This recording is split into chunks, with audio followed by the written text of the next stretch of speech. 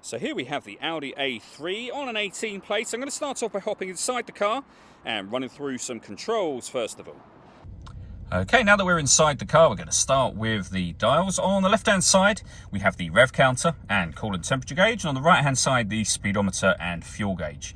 In the centre, you can see the total miles of the car. They are 27,179. You can change the information displayed in this central section for various different menus and various different bits of information within those menus as well.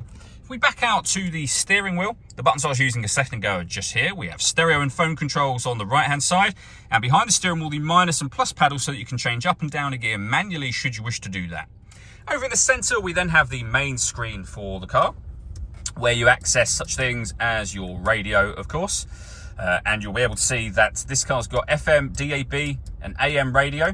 All the movement that I'm making on the screen is being done using this dial and collection buttons down here. You can use the dial to rotate to certain options, you can push it down, and these buttons relate to the left and right hand sides of the screen. So for example, if you want to listen to your own music, you can rotate to media, push that dial down, then that left hand button will give you your various different ways you can listen to music, and you can see those being displayed on the screen now. And pairing your phone is very easy underneath that telephone heading just there. You can close this screen down should you wish to, for nighttime driving, for example, and that is done by pressing this button to close and open it again.